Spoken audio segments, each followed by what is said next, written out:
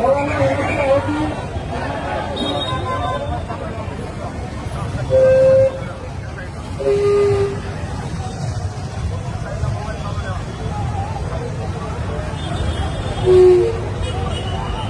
को 15-20 मिनट से बोल रहा हूँ कि आरएसएस को कोई निवेदन देने नहीं है। आप लोगों के दिमाग में ये क्यों घुसा है कि हम लोग आरएसएस को निवेदन देने आए, मुझे अब तक नहीं समझा। और आरएसएस को निवेदन देके क्या होने वाला है ये भी मुझे नहीं समझा। मैं आपको बार बार बता चुका हूँ और मैं ये दोहरा के थक चुका हूँ। मैं मीडिया वालों से यही विनती करता हूँ कि आप बराबर कवरेज और रिपोर्टेज दे। मैं इतना ही कहना चाहता हूँ कि आरएसएस को हम 3 चीजें देने आए थे। सबसे पहली चीज जो थी वो है भारत का फ्लैग, हमारा तिरंगा। दूसरी चीज जो थी वो है भारत का संविधान, कॉन्स्टिट्यूशन ऑफ इंडिया। और तीसरी चीज जो थी वो महाराष्ट्र गवर्नमेंट का पब्लिक रजिस्ट्रेशन एक्ट।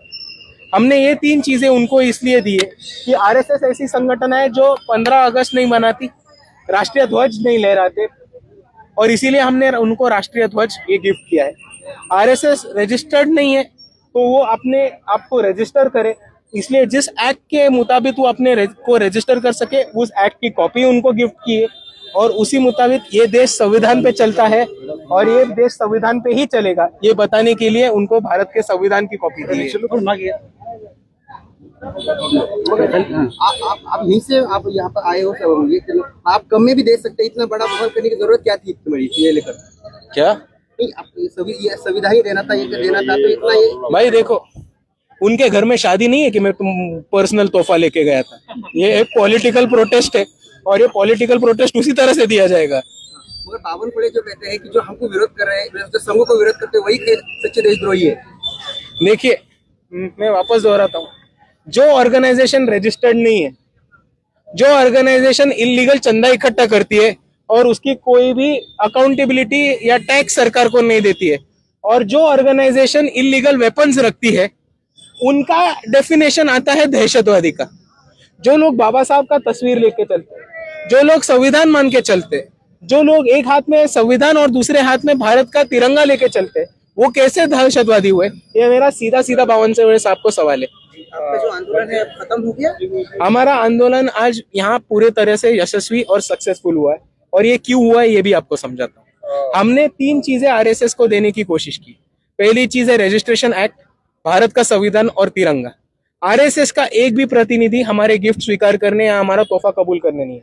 इसका एक ही मतलब है कि ये भारत का संविधान मानते नहीं है और ये भारत का राष्ट्र तिरंगा मानते नहीं है, भारत का राष्ट्र ध्वज मानते नहीं है, क्योंकि इसमें हमारा अपमान सम्मान का कोई प्रश्न नहीं है।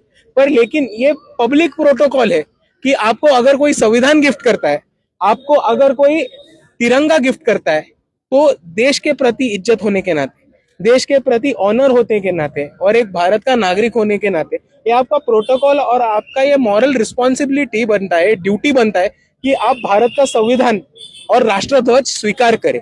पर जब उन्होंने इन 2 चीजों को स्वीकार करने से इनकार किया है, ये साफ साफ समझ में आता है कि ये इन 2 चीजों के खिलाफ है, और इसीलिए आरएसएस आज सामने ना आके खुद ही एक्सपोज हो गए। ये एक चीज है। और दूसरी चीज हम ये समझना चाहते हैं कि इतना बड़ा जब जन समुदाय निकलता है आरएसएस के खिलाफ, तो महाराष्ट्र में नहीं तो पूरे भारत में लोगों को विश्वास जाता है, एक ताकत मिलती है कि हाँ, हम अकेले नहीं है, यहाँ पे पूरा जन समुदाय है जो आरएसएस के खिलाफ लड़ना चाहता है, और वो लोग हमसे जरूर जुड़ेंगे। ये बच्चे को गुनाह जो दाखिल हुआ है, इसके ऊपर आगे की क्या भूमिका रहेगी? ये बच्चे के ऊपर, राहुल मकासेरे के ऊपर जो गुनाह दाखिल हुआ है, उसके हम वो पीछे लो, खारिज कर दो, ये हमारी सबसे पहले मांग है। वो अगर गुनाह खारिज नहीं होता है तो न्यायालयीन लड़ाई, कोर्ट की लड़ाई और उसी तरह से पॉलिटिकल और रास्ते की लड़ाई हम जरूर लड़ेंगे। आपका आंदोलन जारी रहेगा आरएसएस का? हमारा आंदोलन 90s से चालू था और वो आगे जाके बिल्कुल जारी रहेगा। चलो, थैंक यू।